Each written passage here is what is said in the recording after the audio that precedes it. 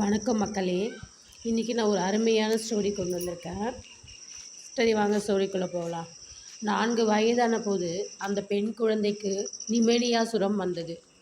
அடுத்த வாரமே 2ஆம் முறை நிமோனியா தாக்கிய போதெல்லாம் விஷ காய்ச்சலும் கண்டது. மருத்துவமனையில் போராடிய அதன் தாயும் மருத்துவர்களும் குழந்தையை பிழைக்க வைத்தனர். ஆனால் போலியோவை தடுக்க முடியவில்லை. கால்கள் சூம்பி போயின. அந்த சிறுமிக்கு 9 வயதாகி விவரம் தெரிந்தபோது கம்பிக்குள் செலுத்தப்பட்ட ரப்பர் பட்டையால் கட்டப்பட்டிருந்த தன் காலையே பார்த்து கொண்டிருந்தாள். தாயிடம் சொன்னாள், அம்மா, நானும் நடக்க வேண்டும், ஓட வேண்டும். தாய் சென்று மருத்துவரை கேட்டாள். பெராலிசிஸ் பாதித்த நபர்கள் நடந்ததாய் ஓடியதாய் சரித்திரம் இல்லை. அவளால் ஒரு எட்டு கூட எடுத்து வைக்க முடியாது. அல்லும் பகலும் இந்த பதிலை யோசித்த அந்த 9 வயது சிறுமி ரப்பர் பட்டையை அவிழ்த்துவிட்டு சக்கர நாற்காலியிலிருந்து இறங்கி மருத்துவர்களால் அவளால் எடுத்து வைக்க முடியாது என்று சொன்ன முதல் அடியை எடுத்து தரையில் வைத்தாள். அம்மா, நான் பள்ளிக்கு செல்ல வேண்டும் என்றால் 13 வயதான போது. ஐயா, நான் ஸ்போர்ட்ஸில் கலந்து கொள்ள வேண்டும் என்ற இடத்திலிருந்து ஈட்டி எறிகிறாயா, ஷார்ட்புட் போடுகிறாயா அல்லது செஸ் விளையாடுகிறாயா என்று பிடி மாஸ்டர் கேட்டார். ஐயா, நான் டிராக்டரில் ஓடப்போகிறேன். ஓடினால் எல்லாரும் ஓடி முடித்து பரிசு வாங்க வகுப்புக்கு சென்ற பின்னர் கடைசியாகவே ஓடி வந்து எல்லையை தொட்டாள். 2 வருடங்களில் நடந்த அநேக ஓட்டப்பந்தயத்தில் அவள்தான் கடைசியாக வந்தாள். தன் 15ஆம் வயதில் தன் பள்ளியில் மட்டுமல்ல, அனைத்து சர்வதேச போட்டிகளிலும் அவள் முதலாவதாக வந்தாள்.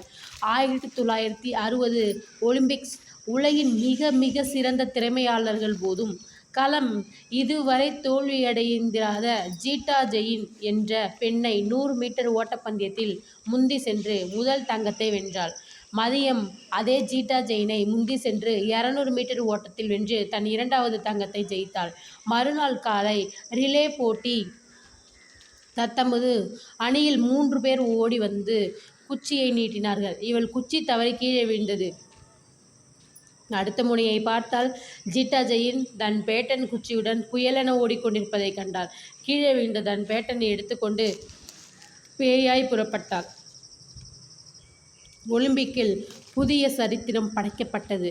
ஓட்டப்பந்தயத்தில் 3 தங்கம் வென்ற உலகின் அதிவேகமான பெராசில்ஸ் தாக்கிய முதலும் கடைசியுமே ஆன அந்த பெண் வில்மா ரூடல்ஃப் சிறு குறைகளையும் சின்ன சின்ன அசௌகரியங்களையும் காரணம் காட்டி முடங்கி அமைந்திருக்கும் இளைஞர்களே, இளம் பெண்களே, உண்மையாகவே உங்களுக்கு சொல்கிறேன், வில்மாவைப் போல ஒரு உயரிய கனவை உங்கள் மனக்கண்களில் கண்டு கீழே விழுந்துவிட்ட குச்சையை பற்றி எடுத்துக்கொண்டு பிசாசினை போல் நீங்கள் ஓடாதவரை வாழ்க்கையில் எந்த ஒரு பதக்கமும் வந்து உங்கள் கழுத்தில் விழப்போவதில்லை. வெற்றி சூழ்நிலை.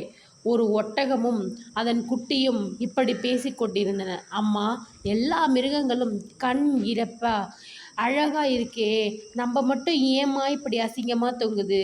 அதுவா, நம்ம பாலைவனத்தில் போகும்போது மணல் காற்று அடித்து நம் கண்ணில் மண் விழக்கூடாது இல்லையா? அதுக்காக தான். சரி, எல்லா மிருகத்துக்கும் கால் குழம்புகள் சின்னதாக அழகாக இருக்கே, நமக்கு மட்டும் ஏம்மா அகலமாக நடுவில் ஒரு ஜாயிண்ட் போட இருக்குது? அது ஏன்னா பாலைவனத்து மணலில் நாம் நடக்கிறப்ப கால் புதஞ்சிடாமல் இருக்கிறதுக்கு தான். ஓஹோ, நமக்கு மட்டும்தான் வயிற்றுல ரூம் கட்டி குடம் குடமாக தண்ணி குடிக்கிறோமா? ஏம்மா? அது ஏன்னா பாலைவனத்தில் எப்போவாது கிடைக்கிற தண்ணியை ஸ்டோர் பண்ணி வச்சுக்கதான். அதெல்லாம் சரிம்மா, பாலைவனத்தை சமாளிக்கிற இவ்வளோ டிசைன்களோடு நம்ம ஆண்டவன் படைச்சிருக்காரே, நம்ம ஏன் இந்த வண்டலூர் பூங்காவில் கூண்டுக்குள்ளே உட்காந்துட்ருக்கோம், என்னமோ பண்ணிகிட்ருக்கோம்? நெசந்தா ராசா, கடவுள் அல்லது இயற்கை நம்ம எல்லாரையும் ஜெயிக்கிறதுக்கு உண்டான எல்லா டிசைனோடையும் தான் படைச்சிருக்காரு. வெற்றி சூழ்நிலையை மட்டும்தான் நம்மளால் முடிவு செய்ய முடியும், உருவாக்க முடியும். கூண்டுக்கு வெளியே வந்து நம்மளை வேடிக்கை பார்க்குறாங்களே இந்த குட்டி பசங்க, அவங்களுக்கும் இது பொருந்தும். ஜெயிக்கிறதுக்கு என்ன பண்ணணும்? ஒரு தடவை சாத்தான் இந்த உலகத்தை சுற்றி பார்த்துட்டு அவனோட நாட்டுக்கு திரும்பி போனான். சாத்தானோட ஒர்க்கிங் கமிட்டி, அதாவது செயற்குழு கூட்டம் கூட்டப்பட்டது. மிகுந்த கோபத்தோடும் மனவேதனையோடும் சாத்தான் எழுந்து பேசினான். நானும் இங்கு குடியிருக்கும் என் தளபதிகளும் பூமியில் வாழும் அனைத்து மனிதர்களையும் கெட்டவர்களாக்க அரும்பாடுபட்டு வருகிறோம். இருப்பினும் பூமியில் 190 பேர் இன்னமும் நல்லவர்களாக வாழ்ந்து வருவதை எங்களால் சகிக்க முடியவில்லை. இதை பற்றி நீங்கள் கருத்து கூறலாம் என்று சொல்லி உட்கார்ந்தான். தளபதிகளில் ஒருவன் எழுந்து வந்தான். சாத்தானே, கவலையை விடுங்கள். என் பெயர் ஆசை. நான் ஒரு வீட்டில் நுழைந்தால் அதில் உள்ள எல்லோரும் ஏதாவது பொருளின் மீது ஆசைப்படுவார்கள். கிடைக்கவில்லை என்றால் திருடுவார்கள், வன்முறையில் ஈடுபடுவார்கள். இந்த ஆசை என்ற கெட்ட பழக்கத்தையும் கொண்டு மனிதகுலம் முழுவதையும் நான் கெடுத்து குட்டிச்சவராக்குகிறேன் என்றான். அனைவரும் கரகோஷம் செய்தார்கள். மகிழ்ச்சி ஆசையோ? ஆனால் என்னதான் ஆசை காட்டினாலும் அதற்கு மயங்காத சில மனிதர்கள் இருப்பார்களே. மனித குலத்தை முற்றிலுமாக சப்ஜாடாக ஒழிக்கும் ஒரு கெட்ட பழக்கத்தை நான் தேடிக்கொண்டிருக்கிறேன் என்றான் சாத்தான். அடுத்த கெட்ட பழக்கம் எழுந்து வந்து, சாத்தானே, என் பெயர் பொறாமை. நான் ஒரு வீட்டில் நுழைந்து விட்டேன் என்றால் யார் யாரை பார்த்து பொறாமைப்படுவது என்று விவஸ்தையே இல்லாமல் போய்விடும். தாத்தா பேத்தியை பார்த்து பொறாமைப்படுவார். ஒரே ரகளையாகிவிடும். என்ன சொல்கிறீர்கள் என்றான். பொறாமை.